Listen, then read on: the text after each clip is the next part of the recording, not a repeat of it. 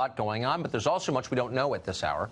What we do know is that Venezuela's current government has done a poor job of providing for its own people. Venezuela has the world's largest oil reserves, yet it remains one of the most impoverished and the most dangerous places on the planet. That is beyond dispute.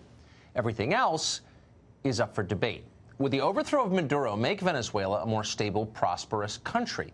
More to the point, would it be good for the United States? Lots of people claim to know the answer to that, but they don't. They have no idea. If recent history is any guide, nothing will turn out as expected. Few things ever do. But that has not stopped the geniuses in Washington. It has not even slowed them down.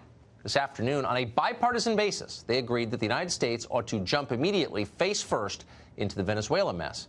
Watch Florida Senator Rick Scott explain. Do you think that our presence there would make a difference? Oh, absolutely. I was down the Venezuelan border last Wednesday. This is just pure genocide. Maduro is killing his own citizen. Is it worth, though, however strongly you feel, sir, losing American men and women to do just that? Neil, here's what's going to happen. We are in the process, if we don't win today, we were going to have Syria in this hemisphere. So we can either make sure something happens now, or we can deal with this for decades to come. If we care about families, if we care about the human race, if we care about our fellow worldwide citizens, then we've got to step up and stop this genocide. All right.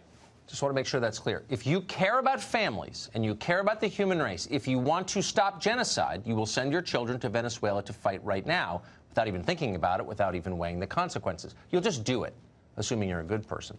Of course, if you don't care about families or the human race, if for some reason you despise human happiness and support genocide, then you'll want to join Satan's team and embrace isolationism, the single most immoral of all worldviews. That's what they're telling you. That's what they're demanding you believe. Message received. We've heard it before. But before the bombers take off, let's just answer a few quick questions, starting with the most obvious. When was the last time we successfully meddled in the political life of another country? Has it ever worked? How are those democracies we set up in Iraq, in Libya, in Syria, and Afghanistan tonight? How would Venezuela be different? Please explain, and take your time.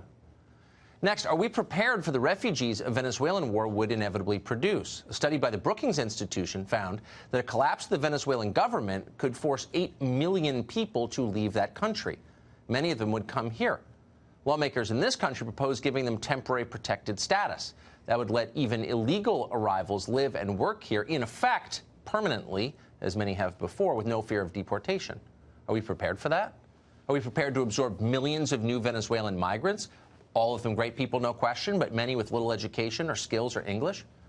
Finally, how exactly is any of this good for the United States? Our sanctions on Venezuela have already spiked our gas prices. That hurts our struggling middle class more than virtually anything we could do. So what's the point of doing that? So our lawmakers can feel like good people? And if they are indeed good people, why do they seem to care more about Venezuela than they care about this country, the one that they run?